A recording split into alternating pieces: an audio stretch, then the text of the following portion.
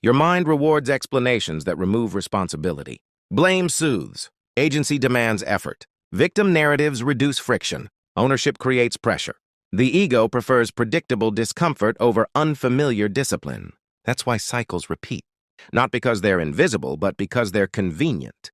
Most confidence depends on conditions. Success, control, validation. Remove those, and it collapses. Real confidence doesn't perform. It doesn't need agreement. The ego isn't interested in accuracy. It's interested in survival. It rewrites memories to protect identity. It reframes failure to avoid discomfort. Most lies begin internally. Once believed, they're defended automatically. Contradicting them feels personal. That's why growth feels threatening before it feels freeing.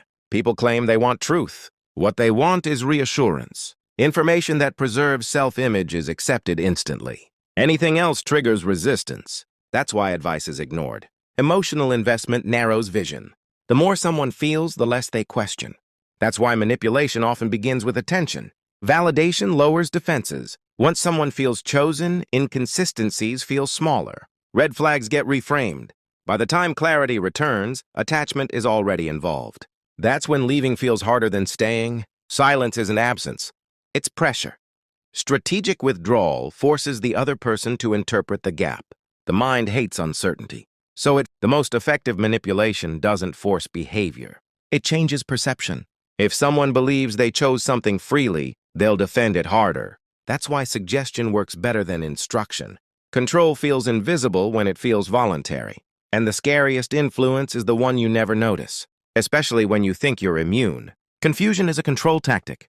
When rules change constantly, people stop trusting their judgment. They start looking outward for direction. That's when control takes root. The person who reacts the least controls the situation. Emotion gives information. Restraint creates leverage. When others escalate and you stay grounded, the dynamic flips. They start adjusting to you, not because you dominate them, but because you're unreadable. Power often looks like stillness, and stillness makes people uneasy. Respect drops the moment people feel you need their approval. Approval seeking is visible before it's spoken. In tone, in posture, in timing. When you're willing to walk away, respect rises. Respect isn't earned by talking louder. It's earned by not explaining yourself. The more you justify your choices, the less authority you project. Powerful people state decisions and move on. They don't rush to be understood. They let silence do the work. Notice who feels compelled to over-explain. And notice how differently they're treated.